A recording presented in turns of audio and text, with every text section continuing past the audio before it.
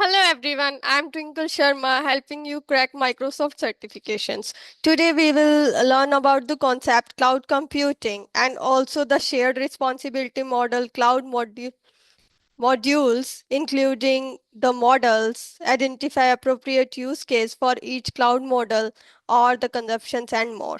Okay, let we start. What is cloud computing? Cloud computing means using internet based services to store, manage, and process data instead of using your own computer or local server.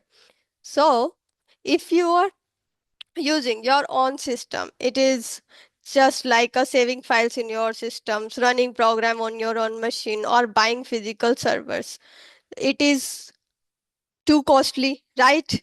So, in the cloud service, you can use the databases or compute services or the systems on online, or we can say on internet. So, as you pay, you will use. Just see this image. You are saving your file in your system, and this is the data centers of the server databases, right? Then in the cloud, what are this for the storing data? For storing files, we have OneDrive, Google Drive, Dropbox. Everyone use the OneDrive, right? And almost the Google Drive, every person who are using the Gmail and other using this. And run apps in the cloud is like Office 365, Microsoft 365 Office you are using, just like Microsoft Word, Excel, PowerPoint, Outlook, etc. Which and also you are using the Zoom app or Google Meet app. This is the run apps which are online or we can say on internet. It is an example of cloud computing.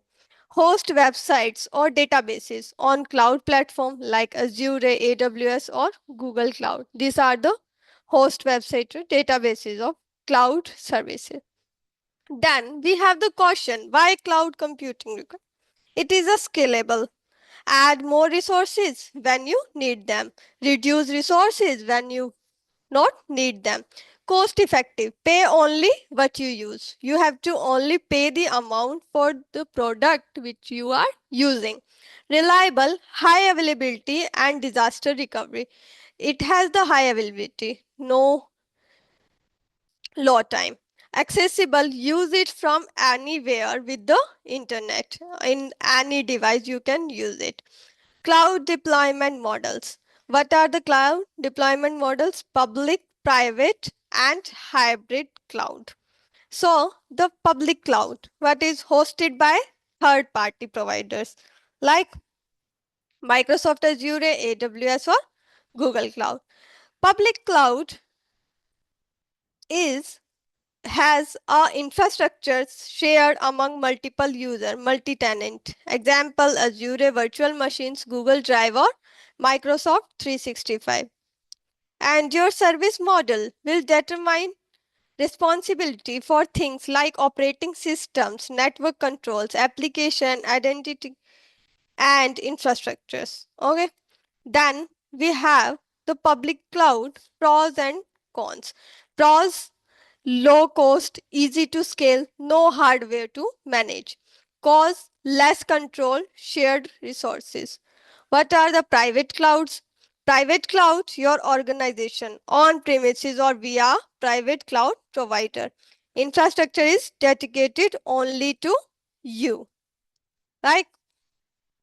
We can also say that private clouds provides much greater control for the company and its department. May be hosted from your on-site data center. It may also be hosted in a dedicated data center off-site, potentially even by a third party that has dedicated that data center to your company. Whereas in the public cloud is built, controlled and maintained by the third party cloud provider.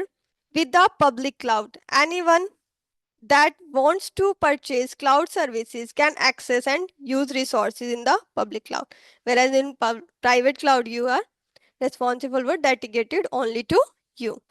And what are the pros and cons of a private cloud? Pros and cons are high security and privacy, full control over the environment And cons are more expensive, require in-house expertise, require more people to control this thing or handle the things. Then we have the hybrid cloud, which is the combines of public plus private cloud, right? Allows data and applications to move between them as needed. Hybrid cloud environment can be used to allow a private cloud to search for increased temporary demand by deploying public cloud resources. Hybrid cloud can be used to provide extra layer of security. Okay, then we have the pros and cons of hybrid cloud. Pros are the flexibility, keep sensitive data private, use public cloud for less critical workloads, cost optimization. Consequences are complex to manage, integration challenges. These are the public, private, and hybrid cloud differences. No capital expenditure to scale up in the public cloud. Then we have the applications can be quickly provisionized and deprovisionized. Then we have organizations pay only for what they use. Organizations don't have complete control over resources and security. And in the private cloud, responsibilities for hardware maintenance and update, the organization is responsible. Hardware must be purchased for the startup and maintenance. Data is not collocated with other organizations data. And the private cloud also, organizations have complete control over resources and security. Then we have the hybrid cloud, provides the most flexibility. Organizations determine where to run their applications. Organizations control security, compliance, or legal requirements. Then we have a multi cloud. A fourth and increasingly likely scenario is a multi cloud scenario. In a multi cloud scenario, you use multiple public cloud providers. So, maybe you use different features from different cloud providers, or maybe you started your cloud journey with me provider and are in the process of migrating to a different provider regardless. In a multi-cloud environment, you deal with two or more public cloud providers and manage resources and security in both environments. Then we have Azure Arc. Azure Arc is a set of technologies that helps manage your cloud environment. Azure Arc can help manage your cloud environment, whether it's public cloud solely on Azure, a private cloud in your data center, a hybrid configuration, or even a multi-cloud environment running on a multiple cloud provider at once. Cloud computing falls under things Azure VMware solutions. What if you are already established with the VMware in a private cloud environment but want to migrate to a public or hybrid cloud? Azure VMware solution lets you run your VMware workloads in Azure with seamless integration and scalability. Then we have the consumption based model, which is CapEx and OpEx. The cloud computing falls under OpEx because cloud computing operates on a consumption on based model. With cloud computing, you don't pay for the physical infrastructure, the electricity, the security, or anything else associated with any maintaining data center. The capex is typically a one time upfront expenditure to purchase or secure tangible resources. A new building, repaving the parking lot, building a data center, or buying a company vehicle are example of capex. In contrast, opex is spending money on a services or products over time. Renting a convention center, leasing a company vehicle, or signing up for cloud services are all example of opex. So, this consumption based model has many benefits, including no upfront costs, no need to purchase and manage costly infrastructure that users might not use to its fullest potential, the ability to pay for more resources when they are needed, the ability to stop paying for resources that are no longer needed. Then we have compare cloud pricing models. Cloud computing is the delivery of computing services over the internet by using as a pay as you go pricing model. You typically pay only for the cloud services you use. You only pay for the database, or you are using any storage, any computing service, anything. So you have to pay for only for that service. Just like you are taking the hosting, you have to pay for the hosting, not for the domain and things. If you are using the business mails, just like a domain mail, we can say, so you have to pay for only that things, not for the other things. Plan and manage your operating costs. Run your infrastructure more efficiently. Scale as your business needs change. The benefit of high availability and scalability in the cloud. High availability: when you are architecting your solution, you will need to account for service availability guarantees. Azure is a highly available cloud environment with uptime guarantees depending on the service. These guarantees are part of the service level agreements, which is SLAs. Then we have scalability, refers to the ability to adjust resources to meet demand. If you suddenly experience peak traffic and your systems are overwhelmed, the ability to scale means you can add more resources to better handle the increased demand. Then we have vertical scaling. With vertical scaling, if you are developing an app and you need more processing power, you could vertically scale up to add more CPUs or RAM to the virtual machine. Or if you require anything else, you can do the vertical scaling. Then we have the horizontal scaling. If you suddenly experienced a steep jump in demand, your deployed resources could be scaled out either automatically or manually. Then we have the benefits of reliability and predictability in the cloud. Reliability is the ability of a system to recover from failures and continue to function. It's also one of the pillars of the Microsoft Azure well architected framework. Predictability in the cloud lets you move forward with the confidence. Predictability can be focused on performance predictability or cost predictability. Both performance and cost predictability are heavily influenced by the Microsoft Azure well architected framework. Okay, then we have the performance. Performance predictability focuses on predicting the resources needed to deliver a positive experience for your customers. Outscaling, load balancing, and high availability are just some of the cloud concepts that support performance predictability.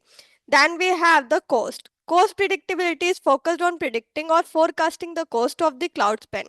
With the cloud, you can track your resource use in real time, monitor resources to ensure that you are using them in the most efficient way, and apply data analytics to find pattern and trends that helps better to plan the resource deployment. Also, that will reduce the amount of your cost, reduce the amount of your product you are using, and reduce the cost of that product or services you are taking.